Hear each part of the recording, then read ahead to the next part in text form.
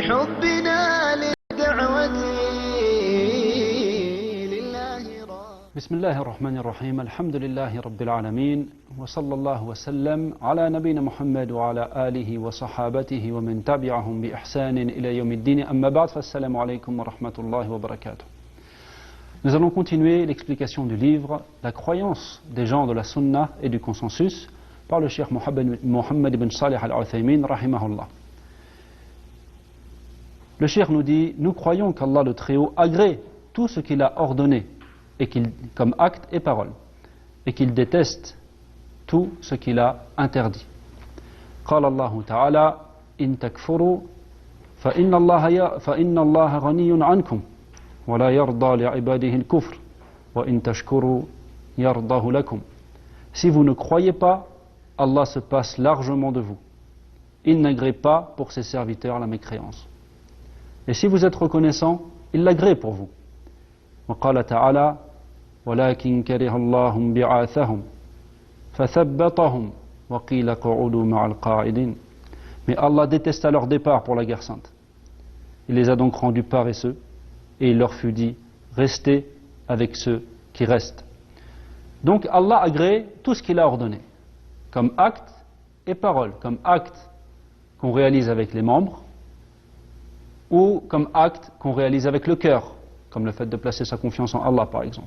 Et il déteste tout ce qu'il a interdit. Cet agrément et le fait qu'il déteste sont des attributs dont Allah nous a informés. Il est donc obligatoire pour nous d'y croire et de dire que cet agrément est un véritable agrément. Mais nous disons que cet agrément convient à la majesté d'Allah et qu'il n'est pas semblable à l'agrément que peut ressentir une créature. On va donc citer certains exemples de choses qu'Allah agrée et de choses qu'Allah déteste. Parmi les choses qu'Allah agrée, et donc parmi forcément les choses qu'Allah a ordonnées, la plus grande chose, at-tawhid, l'unicité, le fait d'adorer Allah exclusivement, le fait de croire en Allah, d'avoir cette foi en lui et de l'adorer exclusivement. A l'inverse, il déteste ceux qui refusent de croire en lui. Il déteste le refus de croire en lui. Il déteste également ceux qui refusent de croire en lui. Il déteste le polythéisme, la mécréance. Il agrée la bienfaisance envers les parents. Il déteste l'ingratitude envers les parents. Il agrée la bienfaisance envers les parents. Petite parenthèse, qu'est-ce que c'est que la bienfaisance envers les parents? La bienfaisance envers les parents, sachez que ce n'est pas simplement obéir à ses parents. C'est avoir le meilleur comportement envers ses parents. Si tu sais que ta mère ou ton père a besoin de quelque chose, réponds à ce besoin avant qu'il te le demande. Ça, c'est de la bienfaisance. Comment certaines personnes aujourd'hui, qui ont une connaissance parfois même de l'islam, qui sont musulmans, peuvent couper les ponts avec leurs parents, ou se comporter envers leurs parents comme on se comporte envers un simple copain qu'on voit de temps en temps et pour lequel on ne donne qu'une petite importance. Il s'agit du papa, de la maman. Donc ça, c'est un rappel qu'il faut absolument que chacun d'entre nous ait bien à l'esprit. Naam. Uququl walidayn, l'ingratitude envers les parents fait partie des plus grands péchés. De la même manière, le fait d'avoir le meilleur comportement envers ses parents fait partie des œuvres les plus aimées par Allah, les œuvres qu'Allah agrée. Parmi ces œuvres également, il y a évidemment la prière. Allah agrée tout ce qu'il a ordonné, et donc il agrée la prière. Et à l'inverse, il déteste la négligence dans l'accomplissement de la prière. Allah déteste le fait qu'on ne donne aucune importance au fait de faire la prière en groupe à la mosquée, quand on est un homme. Ou qu'on repousse la prière en dehors de son temps. C'est une chose très grave. Très très grave. Je ne parle même pas de ceux qui ne font pas la prière. Je ne parle même pas de ceux qui ne font pas la prière. Il faut se réveiller. Là, on parle d'œuvres qu'Allah agrée. Si tu passes ta vie à faire des œuvres qu'Allah agrée, tu peux espérer être toi agréé par Allah. Et si tu passes ta vie à faire des œuvres qu'Allah déteste, qu'en est-il? Il faut réfléchir à ces choses-là. C'est aussi comme ça qu'il faut, c'est aussi avec cette approche qu'il faut méditer sur ces attributs. Car c'est une façon de profiter. C'est un profit, c'est un bénéfice. On croit qu'Allah agrée les choses qu'il a ordonnées, on croit qu'Allah déteste les choses qu'il a interdites, et donc par conséquent, ça a un effet sur moi. J'ai envie d'être agréé par Allah, je n'ai pas envie d'être détesté par Allah, donc je vais faire les choses qu'Allah agrée, et je vais m'éloigner des choses qu'Allah déteste. Très important. Comme acte et parole. Non, parmi les paroles, par exemple le dhikr. Subhanallah, alhamdulillah, wa la ilaha illallah, wallahu akbar, wa la hawla wa la quwwata illa billah. Ce sont des paroles qu'Allah agrée. Et on a vu dans un cours précédent que un hadith rapporté par Muslim, dans lequel le prophète Mohammed sallallahu alayhi wa sallam nous rapporte que si une personne va dire 100 fois Subhanallah, elle va gagner 1000 récompenses. Tu dis 100 fois Subhanallah, tu glorifies 100 fois ton Seigneur, Allah te donne 1000 récompenses. À l'inverse, Allah n'aime pas les mauvaises paroles. Allah déteste la médisance. Allah déteste la calomnie. Allah déteste le mensonge. Allah aime, et Allah agrée. Allah agrée la lecture du Coran. Non. Aussi une chose qui a été citée dans ce verset, In takfuru fa inna Allaha ghaniyun ankum. Il faut absolument comprendre une chose. C'est que le seul à profiter de l'adoration, c'est le serviteur. Wallahi, Allah n'a absolument pas besoin de nous. Il n'a pas besoin de nous. Lui, c'est le Seigneur. Le serviteur, lui, est celui qui profite de l'adoration. Et s'il refuse de croire, il ne pourra pas nuire à Allah. En aucun cas. Il va se nuire à lui-même. Il va se nuire à lui-même. Mais il ne nuira pas à Allah. قال الله تعالى من عمل صالحا فلنفسه ومن أساء فعليها. Celui qui fait une bonne œuvre, c'est pour lui-même. Et celui qui fait le mal, il ne le fait qu'à son propre détriment. Puis, le cheikh nous dit, nous croyons qu'Allah le Très-Haut accorde sa satisfaction aux croyants et à ceux qui accomplissent les bonnes œuvres. قال الله تعالى رضي الله عنهم ورضوا عنه ذلك لمن خشي ربه. Allah leur a accordé sa satisfaction et ils lui ont accordé la leur. Telle sera la récompense pour celui qui aura craint son Seigneur. Donc là également la satisfaction, le fait qu'Allah soit satisfait des croyants et qu'il accorde sa satisfaction aux croyants et à ceux qui accomplissent les bonnes œuvres, ça c'est un attribut également, un attribut de perfection absolue, un attribut qui convient à Allah et à sa majesté. La satisfaction d'Allah n'est pas comme la satisfaction des créatures, mais on comprend ce que ça veut dire satisfaction. Et le mot satisfaction ne signifie pas, ce n'est pas récompenser ici, ce n'est pas la volonté de récompenser. Allah accorde sa satisfaction, c'est une vraie satisfaction, mais qui convient à Allah. Non.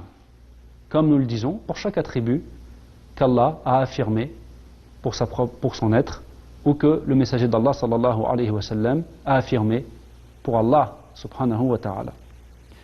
Et ici, il convient de faire une remarque sur la fin du verset que nous avons cité. ذلك لمن خشي ربه. C'est-à-dire qu'il faut bien comprendre une chose.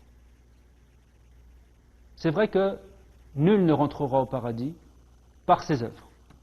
Ou plutôt, nul ne rentrera au paradis, en échange de ses œuvres. Comme le prophète Mohammed sallallahu alayhi wa sallam nous en a informé. Dans un hadith, le prophète Mohammed sallallahu alayhi wa sallam nous informe que personne ne rentrera au paradis en échange de ses œuvres, mais que c'est uniquement par la miséricorde d'Allah qu'on rentrera au paradis. Non.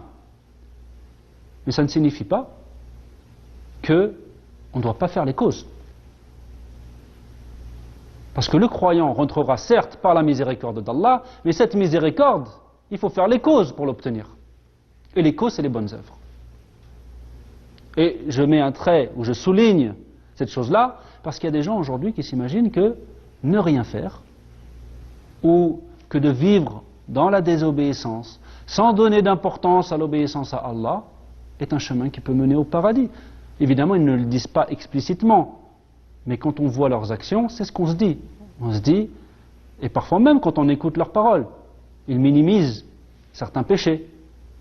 Ils ne donnent pas beaucoup d'importance à des adorations, des actes d'adoration qui sont immensément importants, et dont la négligence à leur sujet est quelque chose de très grave. Donc il faut s'en rappeler cette chose-là. ذَلِكَ liman khashiya rabbah. Ça, cette récompense, obtenir la satisfaction d'Allah, entrer au paradis, ça c'est pour celui qui a craint Allah. Donc si tu veux entrer au paradis, il faut craindre Allah. Tu rentreras par la miséricorde d'Allah, certes, mais il faut que tu fasses les causes pour obtenir cette miséricorde. C'est une chose importante à savoir, il faut s'en rappeler. Et ne pas se laisser aller et dégringoler sans essayer de s'accrocher à sa religion et penser que c'est pas grave. Si, c'est grave. L'enfer est une réalité. L'enfer est une réalité. Et personne, absolument personne, n'a l'assurance d'éviter l'enfer. Personne. Personne parmi nous. Tant qu'on est vivant, on ne sait pas ce qu'on va acquérir demain. On ne sait pas si on va garder notre foi. On ne sait pas si on va être éprouvé par une épreuve qui va balayer tout ce qu'on pensait être de la droiture. Allah fait ce qu'il veut. Nous sommes dans son royaume et il a les pleins pouvoirs et il n'est injuste envers personne. Et vu tous les péchés qu'on commet, jour et nuit, parfois des grands, comment pourrait-on dire que c'est injuste? Donc il faut qu'on ait peur. Il faut qu'on ait peur. Et cette parole que je dis, je l'adresse à moi-même en premier. Ensuite, le cheikh nous dit, nous croyons qu'Allah le Très-Haut se courrouce contre ceux qui ont mérité sa colère parmi les mécréants et les autres. قال الله تعالى الظانين بالله ظن السوء عليهم دائرة السوء وغضب الله عليهم. Ceux qui pensent du mal d'Allah, que le malheur qu'ils attendent pour les croyants retombe sur eux, Allah est courroucé contre eux. وقال تعالى ولكن من شرح بالكفر صدرا فعليهم غضب من الله ولهم عذاب عظيم. Mais ceux qui ouvrent délibérément leur cœur à la mécréance, sur ceux-là, la colère d'Allah et un châtiment terrible. Donc là, encore une fois, on croit qu'Allah, parmi les attributs d'Allah, il y a la colère. Mais une colère qui lui convient. On sait ce que ça veut dire, la colère. Mais c'est une colère qui convient à Allah, à sa majesté, qui n'est pas semblable à la colère des créatures. Parce que quand une créature se met en colère, souvent, elle perd ses moyens. Elle agit d'une manière contraire à la sagesse. Elle fait n'importe quoi. Elle peut commettre des péchés, des choses graves, qui peuvent parfois même mener jusqu'au meurtre. Mais Allah, quand il se met en colère, ça ne signifie pas qu'il fait des choses contraires à la sagesse absolue. C'est une colère qui lui convient. C'est un attribut de perfection absolue. Et il y a vraiment un intérêt particulier à croire au fait qu'Allah se met en colère. Parce que Allah, évidemment, ne se met pas en colère contre ceux qui lui obéissent. Il se met en colère contre ceux qui refusent de croire en lui et contre certaines personnes parmi les croyants qui ont fait des actes très graves et qui à cause de ça ont mérité qu'Allah soit en colère contre eux, même s'ils ont une base de foi.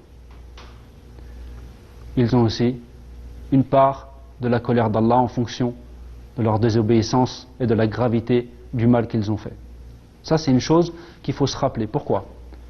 Parce que, et là on voit l'intérêt, encore une fois, de croire aux attributs d'Allah. Ce ne sont pas simplement des cours de croyance qu'on fait dans le sens où Allah il agrée, Allah il est satisfait, Allah il se met en colère parfois. Ce n'est pas simplement des choses qu'on doit apprendre comme des théories, comme des règles mathématiques. Non, il faut que ça pénètre notre cœur. Il faut que ça pénètre notre cœur. Et quand une personne sait qu'Allah se met en colère, et qu'il se met en colère à cause de la désobéissance, quand une personne a cette chose-là au plus profond de son cœur, eh bien, ça lui fait éviter les péchés, ou ça lui fait éviter beaucoup de péchés, ou ça lui fait faire beaucoup moins de péchés. Car il craint son Seigneur. Parce qu'il sait que si Allah est en colère contre lui, de la même manière que quand Allah agrée une personne, aime une personne, eh bien Allah guide cette personne, Allah soutient cette personne, Allah aide cette personne. Eh bien, quand il est en colère contre une personne, c'est l'inverse. Cette personne est livrée à elle-même. Cette personne est livrée à son âme. Cette personne ne sera pas orientée sur le droit chemin. Cette personne court à sa perte. Comment pourrait réussir une personne qui vit et meurt avec son Seigneur qui est en colère contre lui? Donc ça, c'est des choses qu'il faut avoir en tête. Il faut aussi également avoir en tête, évidemment, qu'Allah accepte le repentir et que quel que soit le mal qu'on a fait, eh bien, Allah accepte le repentir.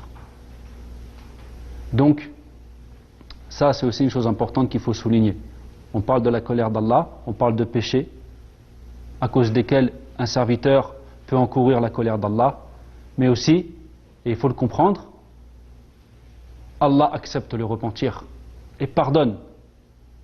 Et si une personne qui a fait des actes et qui a mérité la colère d'Allah à cause de certains actes se repent, et se repent sincèrement, alors Allah accepte ce repentir, c'est son repentir est sincère, quel que soit son péché. Non, ça on doit avoir cette certitude sur cette chose-là. Et ça fait partie de la bonne opinion que le serviteur doit avoir d'Allah, de croire que quand il se repent, Allah accepte ce repentir. Car oui, il faut craindre Allah, mais il faut aussi l'espérer.